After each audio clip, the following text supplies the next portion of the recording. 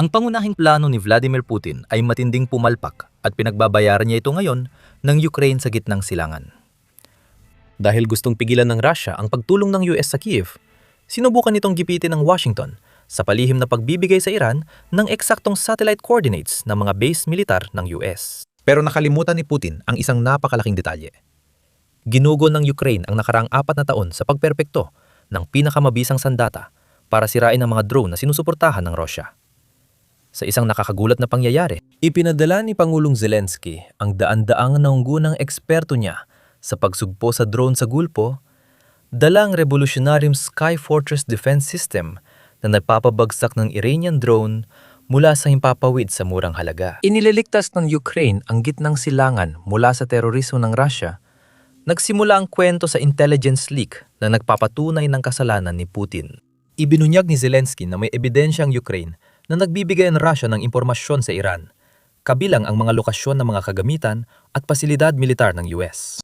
Pakinggan ninyo ito. Gamit ang datos ng intelihensya. Dumarami ang ebidensya na patuloy na nagbibigay ang mga Ruso ng suportang intelihensya sa rehimen ng Iran. Ito ay malinaw na mapanirang gawain at dapat itong itigil dahil nagdudulot lamang ito ng higit pang kaguluhan. Lahat ng responsableng estado ay nais tiyakin ng seguridad at iwasan ng mas malalaking problema. Negatibo ang reaksyon ng mga merkado kaya lalong humirap ang sitwasyon ng gasolina sa maraming bansa. Sa pagtulong ng Russia sa rehimen ng Iran na manatili sa kapangyarihan at magsagawa ng mas eksaktong pag-atake, pinahahabalang nila ang digmaan. Kailangan ng tugon.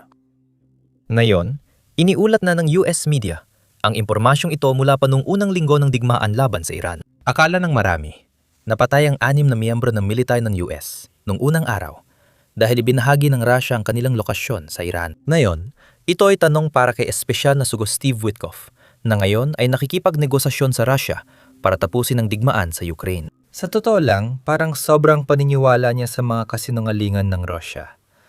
Pakinggan ninyo. Sa tingin ba natin ibinahagi ng mga Ruso ang impormasyon sa lokasyon ng mga asset ng militar ng US? Kung ginawa nila, bakit may exemption tayo sa parusa sa langis ng Russia? Hindi ako opisyal ng Intel, kaya hindi ko masasabi sa'yo. Masasabi ko sa'yo na kahapon sa tawag kasama ang Pangulo, sinabi ng mga Ruso na hindi sila nagbabahagi. Yun ang sinabi nila. Pwede natin paniwalaan ang sinabi nila, pero yun ang sinabi nila. At kahapon ng umaga, bukod pa ron, nagkaroon kami ni Jared ng tawag kay Yushakov na inulit din ang parehong sinabi. Kaya, mas mainam itanong yan sa Intel, pero sana hindi sila nagbabahagi. Masaya ako na malaki ang tiwala ni Witkoff kay Putin. Akala mo naman hindi pa nagsinungaling si Putin noon. Alam mo yon, paulit-ulit harap-harapan kay Witkoff. Iniulat ng politiko na nagmumungkahi ang Moscow ng quid pro quo sa Estados Unidos. Nais ng Kremlin na itigil ang pagbabahagi ng intelihensya sa Iran kung titigil ang Washington sa pagbibigay ng impormasyon sa Ukraine tungkol sa Russia. Sa kabutihang palad, tinanggihan ng US ang panukalang ito. Ngayon, kahit ano pang narinig mo, kahit na hindi na nagbibigay ng libreng armas ang US sa Ukraine, malaki pa rin ang papel ng intelihensya ng US sa depensa ng Ukraine. Tinutulungan nitong makaiwas sa depensa ng himpapawid ng Russia ang mga drone at misil ng Ukraine kapag tinatarget ang mga refinery at base ng Russia sa loob ng bansa. Sa Ukraine, mahalaga ang US Intel.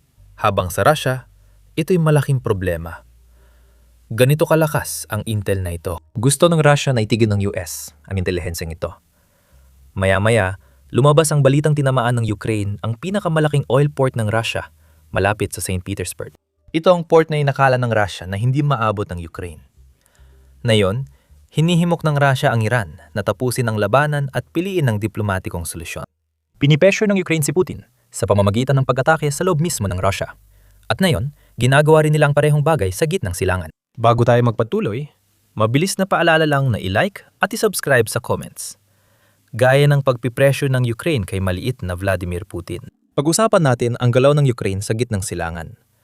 Nakikipag-usap ang US at mga bansang Gulpo sa Ukraine tungkol sa pagtuklas at proteksyon kontra drone. Nagbigay ng Estados Unidos ng listahan ng mga hinihingi sa teknolohiya ng Ukraine. At para sa mga bansa sa Gulpo, nagpadala talaga ang Ukraine ng mga eksperto sa mga bansang ito para alamin kung anong klase ng sistema ang pinakamainam para sa bawat isa sa kanila. Daandang eksperto mula Ukraine ang nasa gitnang silangan na yon para mag-imbestiga.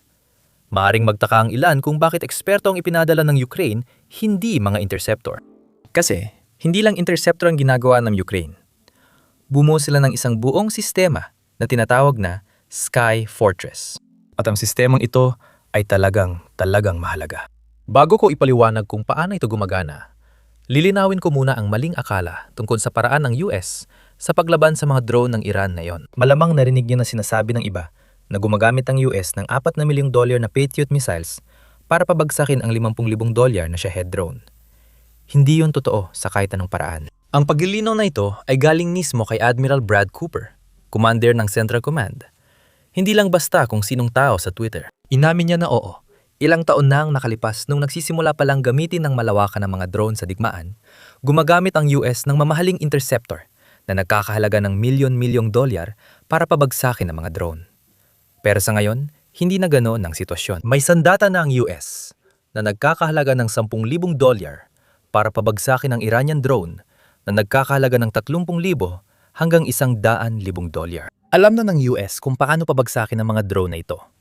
Ang tanong na lang ay, paano palawakin ang depensa para walang makalusot na Iranian drone? Iyon ang problema ng coverage.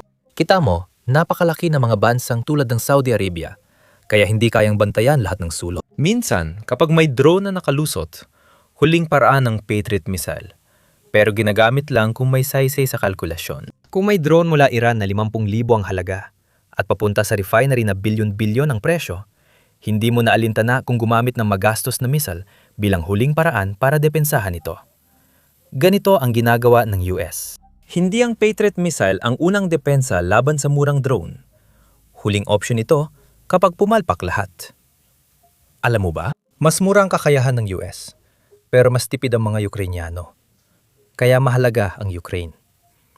Hindi lang Shahed drone ang kalaban ng Ukraine. Nilalabanan nila ito sa antas na hindi pa nagagawa ng kahit anong bansa. Gabi-gabi, napapadala ang Russia ng daan-daan hanggang libu-libong drone ng sabay-sabay.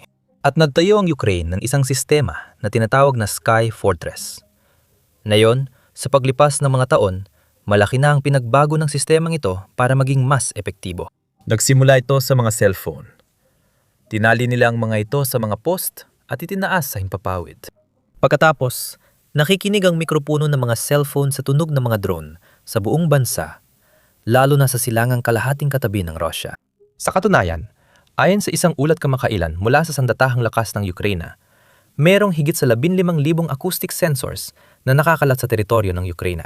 Kapag may isa sa kanila na nakarinig ng drone, agad nitong ipinapadala ang datos diretso sa punong himpilan.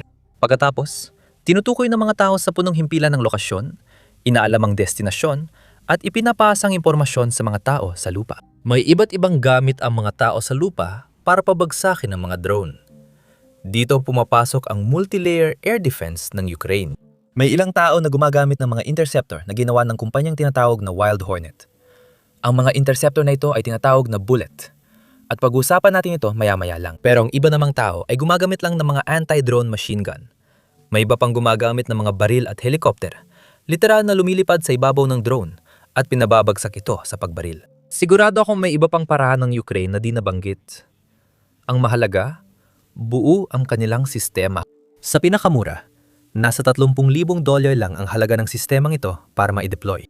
Alam ko malaking halagang $30,000, pero sa militar, maliit lang yan. Ito ang dahilan kaya maraming atensyon ang sistemang ito, kahit bago pa ang digmaan sa Iran.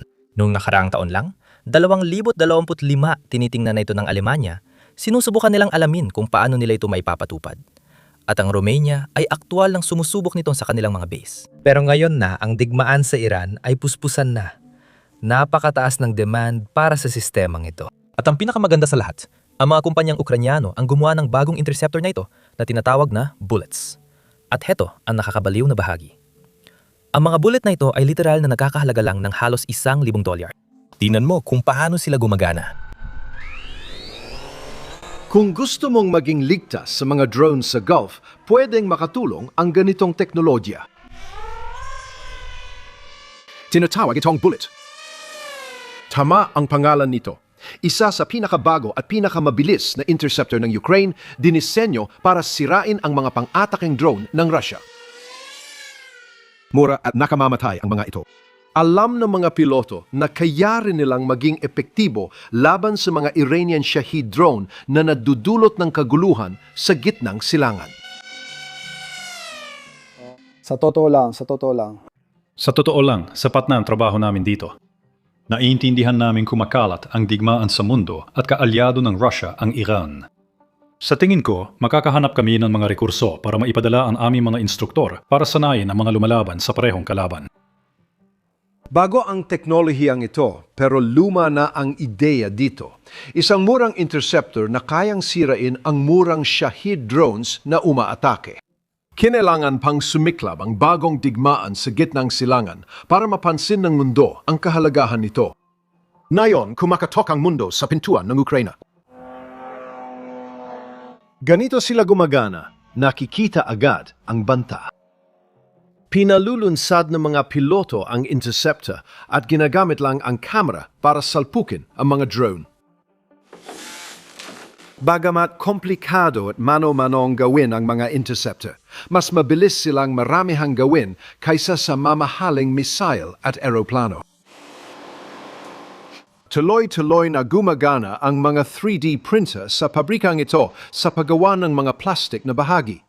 Nagulat ang boss na ngayon lang napansin ng mundo ang halaga ng mga ito. Ngayon, may isang kondisyon dito. Ayon sa pamahalaan ng Ukraine, hindi pa nila inaaprubahan ng pag-export ng mga interceptor na ito dahil kasalukuyang inaatake sila ni Vladimir Putin. Kamakailan, sinabi ng kumpanyang gumagawa ng interceptor na kaya nilang gumawa ng mas maraming interceptor kaysa sa binibili ng pamahalaan ng Ukraine. Iyan ay parang hindi direktang paraan ng pagsasabi na, "Hey, handa na talaga kaming i-export ang mga interceptor na ito. Kailangan lang namin ng inyong pahintulot." Ngayon, maaring dumating ang pahintulot na yon anumang araw. Dandang eksperto mula sa Ukraine ang nasa gitnang silangan para pag-aralan ng deployment ng sistema sa mga bansang gulpo. Malamang, may hinihinghing kapalit ang Ukraine sa pag-export ng teknolohiyang ito. Tama na tumatanggap ng tulong ang Ukraine. Pero ilalagay ko sa tamang perspektibo ang tulong na ito, lalo na sa Patriot missile. Narito ang estadistikang kamakailan ibinahagi ng Ukraine tungkol sa Advanced Patriot missile. Ito ang mga interceptor na makakatulong para mapigilan ng mga ballistic missile na ginagamit ng Russia at ng Iran.